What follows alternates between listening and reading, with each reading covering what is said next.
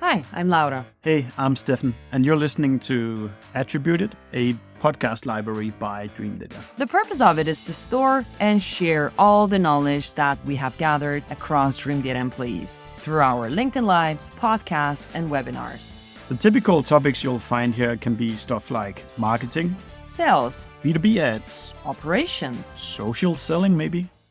Today, we have Casper on the line, a guy I often go to with questions about growth. And I think I wrote you a month or two back whether you wanted to join one of these lives. And now recently when there's been stuff happening both in your professional life and as well as what main points of interest at the moment. So maybe you can kind of just like do the quick intro of yourself and then we can drill into today's topic of growth channels. Yeah, absolutely. So, hey everyone, I'm Casper. Me and Stefan, we actually have known each other for quite some time now, so we're a bit like good friends, and we use each other as like a bit like sparring partners, right? Like it's whenever we have an issue we can't solve, it's like, hey Stefan, how the fuck do I do this? But my background, essentially, so I started my career in Trustpilot, where I kind of like got my first feet on the ground with marketing, and was back when you could do social media in a cool way. You could do all these like social media monitoring cool things. And then I moved over to Templify, and I was managing all the paid traffic for Templify, one of the other unicorns of Denmark, and eventually became head of growth there. And then over the last 2.5 years, I've been head of marketing at a place called Compliant. And then the last 2 years, I've been head of marketing at a company called United Fintech, where I grew the marketing department from just me, from a total of 5 employees to 140 or something. So a marketing team of 5 plus other stuff. So it's been a kind of roller coaster, and now I've decided to jump back into the pond again and start my own agency. So just B2B marketing, SparkForce is the name, and I focus exclusively on B2B. And I like to call, like, so far it's been 4 weeks, so it's pretty brand new. But I think the different approach is kind of like that. I'm a bit channel agnostic. I don't really care what a company does. Like we should just do the right thing. So instead of selling, like typically if you go to an agency, they're like, they sell you boxes. Hey, you can buy this box. I'm like, we should do whatever works for you. Let's make sure we get to that. I think that's the main difference. Cool. So that was the very short version for the people who don't know me or never heard of me before. Nice. Casper, why should we talk about this topic of like whether you should diversify growth channels or not? And what's your interest in that topic at the moment? It's a pet peeve of mine, right? Like it's one of those topics that for some reason I keep coming back to it all the time. And nowadays, of course, since I've gone rogue and decided to make my own agency, right? Like I speak to more and more customers. I've done like consulting on the side for the last 5 years. I think I counted to more than today it's more than 50 companies. So I've seen a lot of ad setups. I've seen a lot of marketing setups in general. And one thing I've noticed is that people are reluctant to invest in multiple channels, and they don't know why they would do so, and they don't understand the power and the risk of the power of diversifying and the risk of not diversifying. And it's a topic I keep coming back to because I have multiple cases from my own career. From when we were at Templify, I have a really good case there, from United Fintech case, and from some of the people I've helped, where if we would have diversified more, it would have been a lot better. I think it's a really interesting topic. I keep coming back to it, and I think it's just it's not just a buzzword. It's one of those things where you can actively go in today and kind of change a few things, and you'll see in overall your performance performs. Because I think what scares people the most by diversifying, and typically the argument for not diversifying is, hey, you should find the one that works, right? Like find a channel that works for you. And that I totally agree, especially when you're like in the early phase, that's what you want to do. But there comes a point where that's not what you want to do anymore. Like then the next dollar you put into a channel, to the channel that works, is actually a little bit better spent elsewhere because of some of the synergy effects. Yeah. And the synergy effects is kind of one of my big takeaways for diversifying, essentially.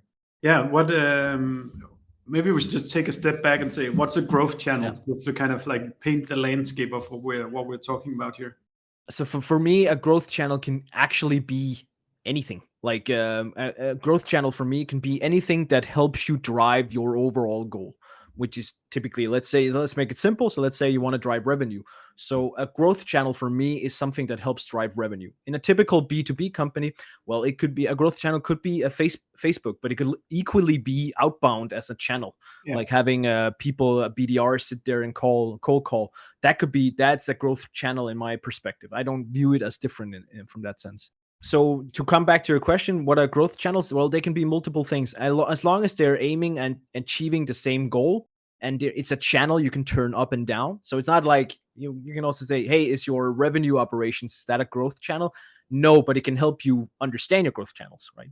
So a growth channel could be Facebook, could be LinkedIn, Google Ads, Twitter, TikTok, whatever it is. That's a channel-based marketing approach, but it could also be your outbound department. It could also be your partner marketing, referral programs, SEO. All of this could technically be growth channels from my perspective. Yeah, and agree. I think at some point we can also talk about which stage your company is at. Kind of like the first thing you need to is find one channel that works. Yeah, at some point you then also need to realize that maybe you're just fighting a too tough battle staying within one channel where there could be like a potential blue ocean at another place. Yeah, it could also be that's just in terms of the outbound example, it's illegal to send spam mails in a lot of European countries. What if it was illegal to call people in a lot of European companies? And then if your whole company was built on that one channel, then you're in a pretty bad situation if it gets shut down or you get thrown out of Google Ads or, whatever could happen. Yeah, exactly. And I think that's the whole point of this topic is that a lot of companies, I've actually seen there's a really good question in chat. I'll take that right after.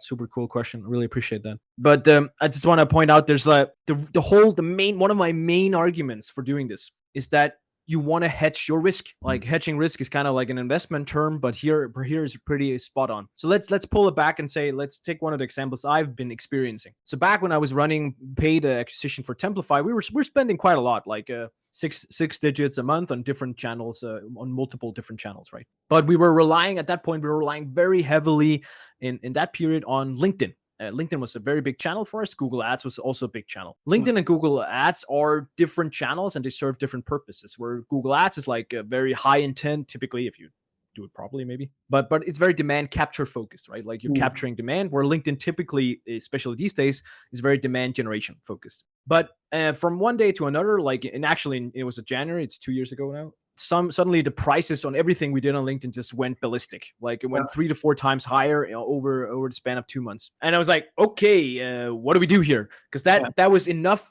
at that point back then to break the bank to make it. It's not going to work anymore. Like it's not a good case. But 4 or 5 months before that, I had started testing Facebook. And a lot of people were back then, you have to remember this is like a few years ago. Back then, people were like, you can't do B2B on Facebook, blah, blah, blah. I've never kind of bought into that. No. So I was like, yeah, whatever. Let's just see if we can make it work. And I did make it work. It actually worked. Did it work? But the point is, it didn't work as well as LinkedIn, but it worked. And because we had that, we suddenly had a third channel per se that we could invest the money in. Yeah. So it was very easy to see once we spotted, okay, this LinkedIn stuff, it's not going away. Boom, we shifted almost all of the budget over to Facebook. And we didn't get the same ROI. No, but we got a lot better ROI than we had when the changes came to effect on LinkedIn. So suddenly we were actually able to, within the span of 2 weeks, to shift almost 80% of our budget over to Facebook. And then once LinkedIn calmed down again, we could switch a bit of it back. And sometimes it doesn't come back. I think especially when you see channels like when you talk about organic SEO, like especially search engine optimization channels, or whatever you can call it that. Those like algorithm changes, especially ones that are going to come out here with OpenGPT, AI, all that stuff, right? There's going to be a lot of people impacted. And those, if you've betted all your efforts on that channel, suddenly an algorithm change can hit you really hard and there might not be a way back. So here we were lucky that it was going to get back. We had a way back, but you never know. So one of my main arguments for diversifying in general is to hedge your risk, actually. It's really, really good. And it's not something I recommend to a 3-man startup. It's like not, hey, this is your first marketing bucks. I wouldn't do that. But once you reach scale up size, let's say just as a benchmark, let's say you're 50 employees, you start to have somewhat of a solid marketing team and somewhat of a solid spend every month, then you need to consider diversifying a little bit. Yeah. I'm I'm both agreeing and then also, I don't know if I'm disagreeing or not, but I think that's cool. One of the things that I've seen is that it's also important that you really milk whatever is working, because that what's working is what's going to fuel all the other experiments that you want to do. So kind of Yes. as when you do hit the oil where it's floating, then like you need to kind of double or triple the investment where like you see a good return on it. Yes. So it's a hard balance between them, but you also need to kind of start some small experiments other places. So when this thing explodes in price or whatever it does, then you're ready to move over to these other experiments. And I think it's very important to say, I actually agree. I don't think we disagree here, Stefan. I actually think we agree, because like I'm not advocating for, hey, let's do a complete split between, let's say, the 3 channels from before. I'm not advocating for that, but I'm advocating for maybe do a 45, and then 10% split. Like, so have the last 10% allocated for Facebook. Yes, it's less ROI than LinkedIn, but I think an important part, and this actually answers your question, Tove. It's important to understand where your customers de facto are, or are they also diversified? Is the diversification in where people are. So, of course, Dreamdata can kind of track the customer journeys and stuff. But let's be honest, like there will always be customer journeys you didn't plan for. And yes, and some, like for instance, with United FinTech, good example here, a lot of the people we were dealing with were suddenly using WhatsApp. Like WhatsApp is not a big thing in Denmark, at least in my opinion, but WhatsApp is pretty big in the financial environments. Also the same with the people we were looking into, people who invest in crypto. Well, do you know what platforms they use? They use a lot of Reddit. So those platforms are like, okay, cool. If I just went the standard approach, I would never even test them, right? But here we were like, okay, let's do small tests on Reddit. Let's do small tests on Quora. I've tested Quora, TikTok, whatever it is. Small tests. Of course, it's not like we're not trying to waste budget here. We're looking for something that works. But just because you have a 400 times ROI on LinkedIn doesn't mean that your 300% ROI on Reddit is bad. And the important part is, and we are really, really want to emphasize this, is when you set up your retargeting.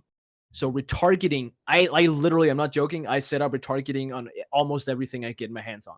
For me, it's just about making a statement. Like, it's about saying, okay, dude, we are everywhere. And sometimes, like, especially these small channels, Reddit, Quora, even sometimes, like, you can also do Facebook, or even some display. I even have display retargeting on Google Ads. Yeah, I know. But I advocate for it because it gives out, especially when you're a startup scale-up or startup going scale-up, it gives out a vibe that you are the place to be. You are, like, people see you everywhere. And that solidifies, if they see you, if you do what you guys are doing, which I love in Dreamdata, social selling, you guys are everywhere on organic, like posting, Laura's everywhere, you are everywhere. I love it. Super cool. And then imagine you also go to websites and suddenly you say display banners, and when you go to Extrabladet or CNN and suddenly you go to Facebook and you also see ads for Dreamdata, and I'm like, okay, I gotta try these guys, right? Like but I agree. And I think like we're talking because coming from both of us have a B2B background, so that's the game we know. And I in B2B, you're rarely trying to kind of do that kind of boiling the ocean approach. So I really agree with the retargeting, because there's nobody who's going to sign your contracts with their like 5 or 6 digits if they just see you once or click one ad. You need to like keep showing up to build trust in the brand, hopefully delivering some quality ads, content, etc. So I think I completely agree on the point of retargeting everywhere. Maybe step into the buyer journey through Google search, but then retarget on Facebook, LinkedIn, Twitter. I don't know if you can do that on Reddit, other places as well. Yeah, you can. And I think the powerful thing is also that once you invest in these other channels, especially in the retargeting part of these other channels, your ROI on that is insane. I just want to point it out because then you're kind of extracting all the efforts you're doing elsewhere, right? So all the stuff you're doing on LinkedIn, all the stuff you're doing on Facebook, well, now you're suddenly reaching people you might not be reaching before. And that's also an important part. Like the people who you might have engaged with, like let's say the people who come to your website through organic. Maybe for some reason, I don't know what planet they're on, but there are some people who don't use LinkedIn. Let's say use that as an example, right? And then they use Reddit, and those could still potentially be interesting customers, right? Yeah. And now suddenly, because you didn't have retargeting on Reddit, you would probably never capture them. But now because you're doing display retargeting and doing Reddit retargeting or something, well, maybe that's enough. I've seen it be enough. I have a really cool case. We did a Templify where we talked to a potential customer. Let's just call her working for one of the biggest companies in the world. Let's just say that. Really big, and she was really a high brand. I think she was a brand manager, if I'm not mistaken. I remember I listened to the sales call, and she was like, I gotta say something, guys. I see you everywhere. Like Mm. everywhere I go, I see you guys. Like on LinkedIn, on Facebook, whatever it is. My daughter's like, and she sees it all the iPad, and she like wherever I go, it's like, and I was like, yeah. And I was like mapping down her journey, and she's like, she's seen us on LinkedIn, Facebook. She's seen on us on Taboola. Back then, we used Taboola, right? Taboola, Outbrain, that mix match. We used Taboola, Outbrain, and we used a little bit of Reddit. I don't think she saw us on Reddit though. But those were the 3 channels plus some display and Google Ads. She saw us on all 4 platforms, and she was like, "You must have a huge marketing budget. You guys must be enormous." And then that built like a heavy amount of trust with her. So she was like, "You guys must have a huge marketing budget because you're awesome. I see you everywhere," and stuff like that, right?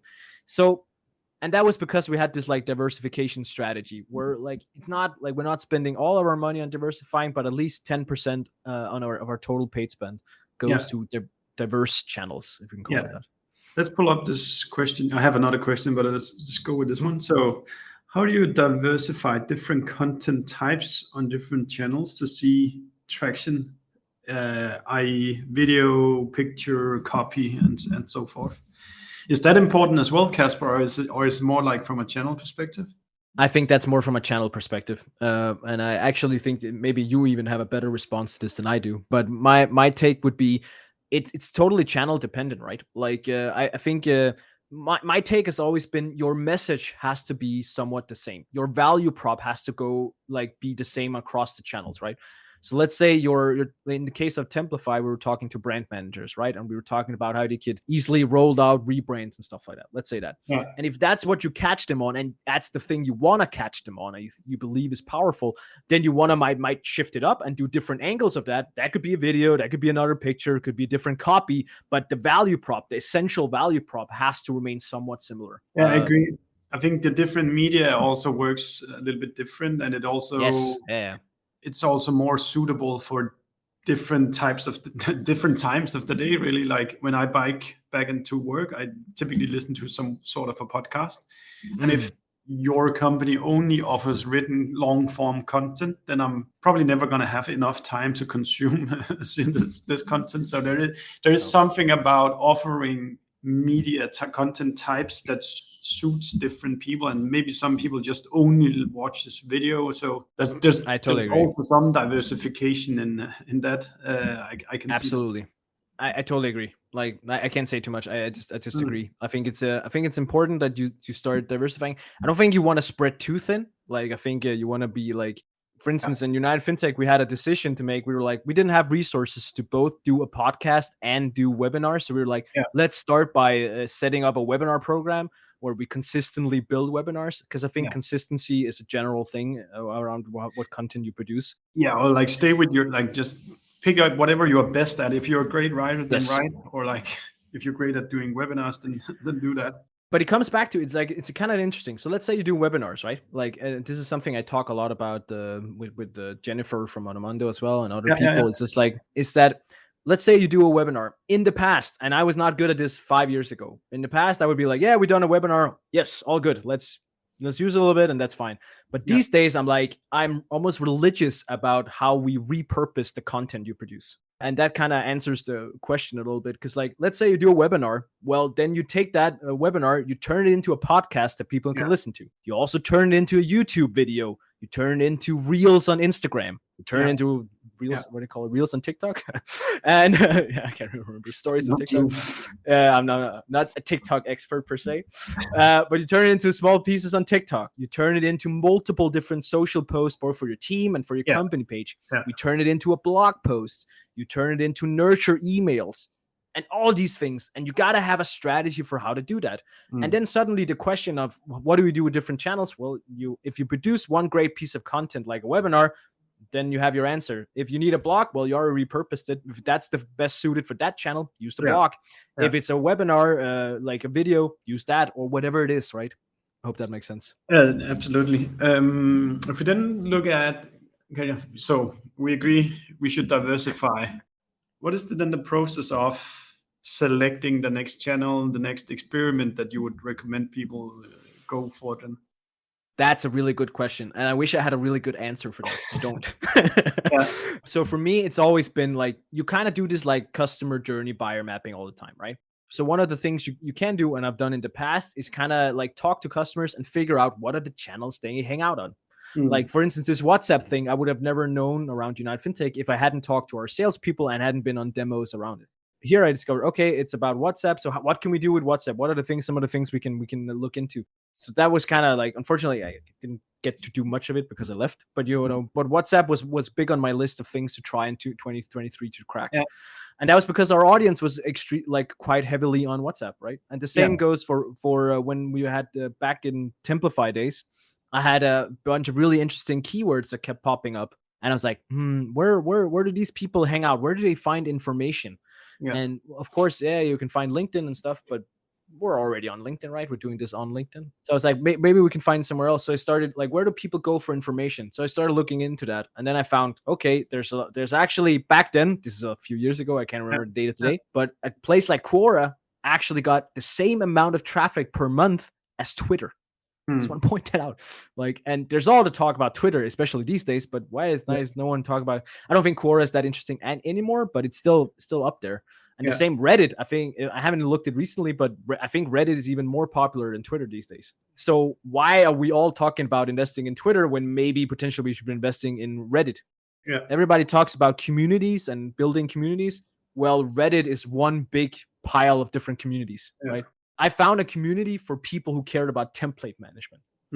Like, I don't like, that's not for me, but back for Templify, that was perfect. And the same for United FinTech. There's so many FinTech and finance and financial structure communities on Reddit and other places. Yeah, and I think that's a good place to start. Yeah, there's some exercises you can do to get smarter on this. And I think what Tove is saying there is like, go where your customers are. And what I hear that as I typically recommend to always do an exercise to define your ideal customer profile.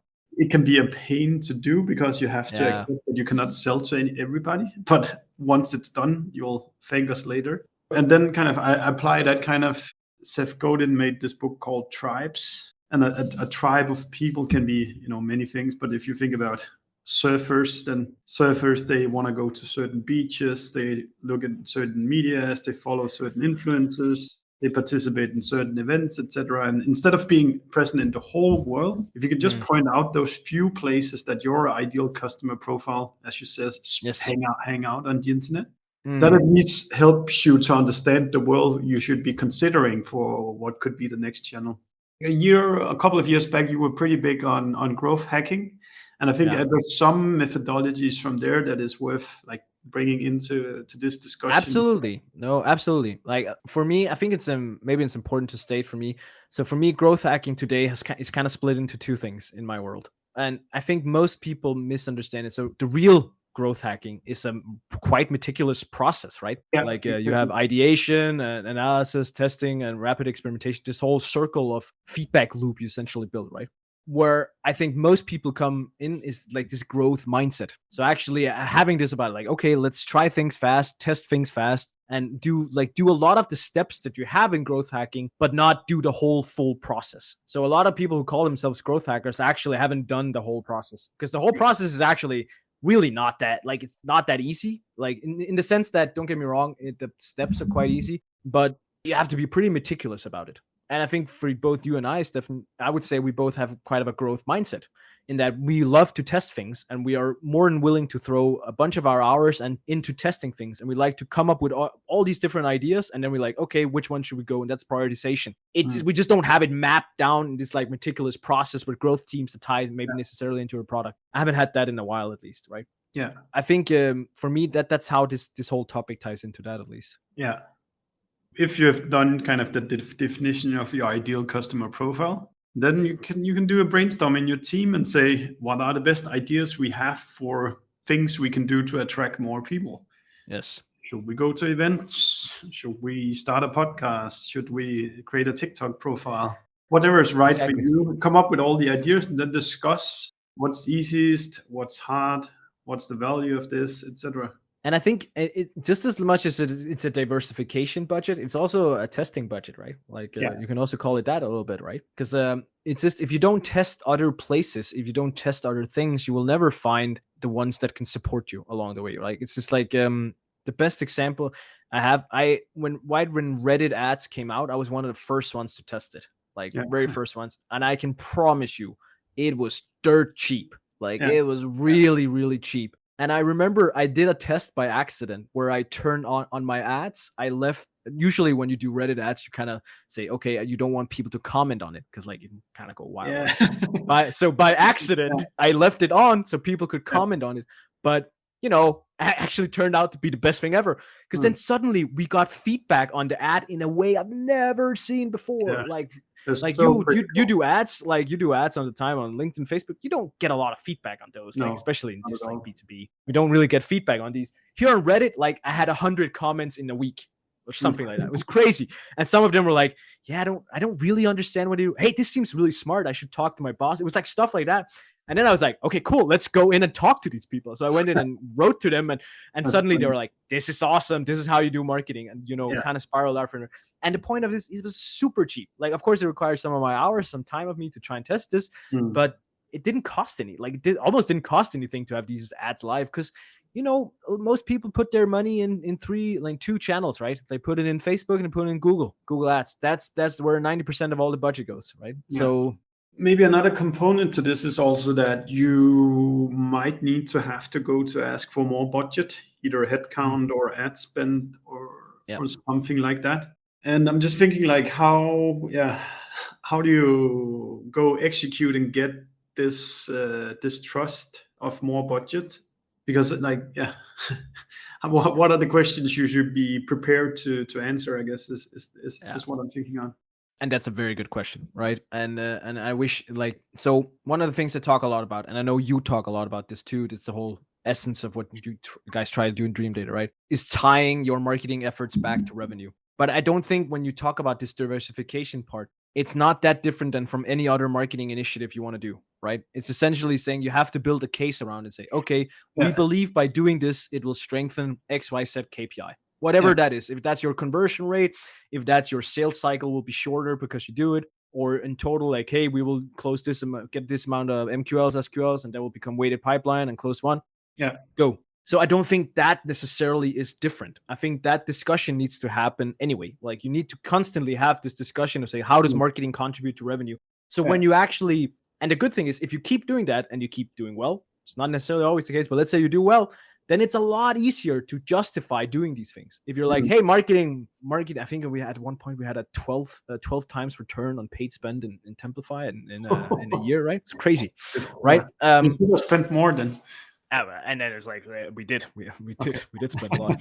And I just use that as a frame for saying once you have that, and you don't need to have that, like in United FinTech here, I think I had a 4 or 5 at the end here, right? So it's also pretty solid. But then it's a lot easier to say, guys, hey, I want to spend a little bit on this. I want to test if that's a good case. And then you build a case. I'm a PowerPoint kind of guy. So what I've done in the past, sometimes it's just like build a PowerPoint with 1, 2, 3 slides saying, hey, I want to do this. This is why I want to do it. This is what I'm going to do. And this is what I think it's going to, the impact is going to be of it. Boom. I think this is a little bit off track, but I think it's a huge part of marketing being able to explain why you do these things to the rest of the organization in a language that they understand. Yeah. Because if you don't do that, then the CFO is just like in times like these, 50% of your budget, it's gone. No questions asked. That's just how it is. I talked to a potential customer for SparkForce today, and she was awesome, really cool, had a lot of good input, and she was like, and she was talking about how to generate more leads in general, right? And I think first thing before you even talk, like one of the first things I would always do in a marketing department, no matter how big it is, like is just sit down and say, what are we chasing? Like why are we here? Like we are here to generate revenue. That's what we go. Once you start aligning on revenue and focusing on that, then this conversation becomes a lot easier because like suddenly you're not fighting against sales, you're fighting with them, and you want to make sure you're fine with it. I know you guys wrote some blog posts about it. I think that was really cool. But you guys talk a lot about it. You worked a lot on that and stuff. And I know a lot of teams struggle with this, like alignment between sales and marketing. And by having a mutual goal, the same goal, funnily enough, alleviates a lot of that. It can be so stressful to be in marketing if you don't have like clear agreements of what goals are. And you cannot have 20 different focuses because you cannot do 20 things well. You can like pick 1, 2, 3 things that this is what we do. Yes. Otherwise, you just end up spreading way too thin. And like, we want to do events, we want to do online marketing, you want to do product marketing, you need to do brand slides, etc. And then you kind of just stress the fuck out, because if everything is important, then nothing is important. Yeah, and I agree. I think Simon actually is asking a bit like a pretty good question here. It's a bit of a long one. Read it out loud if we need it later. Many good advice from you guys. Thank you. But it sounds like a lot of advice are for larger teams. Many B2B startups out there only have 1 to 2 marketers. What's the top 5 things and activities and channels you would focus on if you only had a 2-person marketing team? A really cool question, Simon. Thanks for asking. I just want to point out, it's extremely hard for me to say anything about like top channels, top activities. I'm not going to do that, because I don't think you can do that. Like, it's super contextual. So I think one of the things I'm kind of working on is like one of the things I talk with the people I work with these days is that first you decide what your go-to-market strategy is. Like, and that can be uniform across a lot of different things, but typically in B2B marketing, it's spread across, like, there's 4 different pillar strategies you kind of work with. You kind of work with either potentially account-based marketing is one of them. You have demand generation, you have demand capture, and you have thought leadership, like this, like a little bit bigger thing. Those are the 4. Like, yes, there can be some outliers and stuff around, but those, in 95% of the cases, those are the 4 kind of pillars you work with. And within those pillars, then there's a lot of different channels and activities you could do. So let's say if you do demand capture, well, then you're looking at Google Ads, you're maybe looking at Bing Ads, you may be looking at bottom funnel stuff, retargeting on LinkedIn. You're looking at some LinkedIn stuff that's very niche in targeting and stuff like that. Yeah. But either way, that's the place that come into play here. Let's say you do account-based marketing. Well, for ABM, I don't think I would touch Google Ads on with a fire, right? Like, so here is it more LinkedIn focused? It's more maybe high level programmatic around some stuff, placements you can do.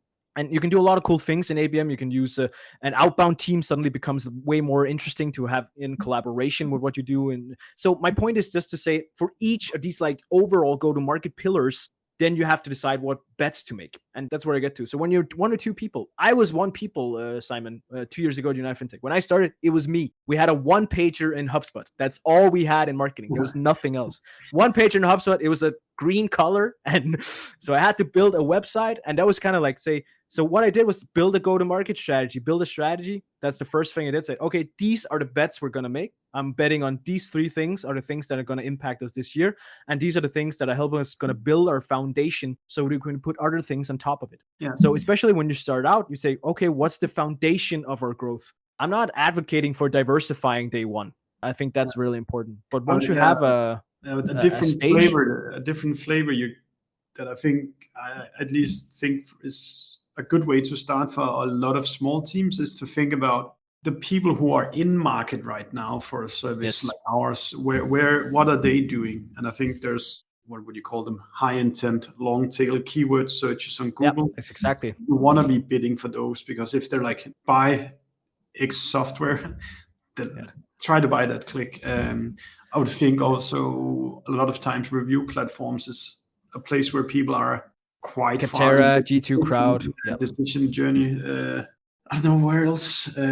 Probably there's similar, like both search ads, but there's also some organic pieces of content you can make. Absolutely. It's like in market behavior right now. I wouldn't focus on. To be honest, like that's exactly what I did at United FinTech. Not even like exactly what I did. So like my argument is always, once you start out, like I'm all for demand generation and stuff. Like that's why we are here. Like that's kind of what we're doing right here, right now. But initially, when you have a product and you're just launching and you're getting started, the first thing you want to prove is that you can sell to people who are already looking for your product. If you can't convert these type of people, all your demand generation efforts are not like, it's going to be really tough. So the first thing you can do is say like, okay, if somebody is searching for marketing attribution software, yes, if you can't convert those people, then you have a bad landing page. You maybe have a bad product or whatever it is, right? I think you guys can convert these easily, but my point is, if you can't convert them, then all the other efforts are kind of nonsensical. But once you've proven that, then a lot of other things become interesting, because there might just be 1 person who searches for that a year. But let's find that 1 person first, or 10 people, or whatever it is, and find those 10 people, convert those, and say, okay, now we took those who are looking for our solution right now. We tested, we found out we can close those. then we gotta work on the other stuff. Yeah, and it's like very tangible thing. Make sure you have stellar retargeting set up initially, Yes. so at least everybody who do set their foot on your website, you make sure that you follow them all the way around the internet afterwards as well. Simon, if that doesn't cover it, then do right. Exactly. Cool. Great question. Casper, is there any last things you think we should talk before we stop today? I think we covered most of it. I was just looking at my notes. I think I covered most of what I wanted to chat about. I think it's just important that you remember where, like, with all this advice that people like you and I give to people, like, it's always contextual, and I just want to make sure that people understand that.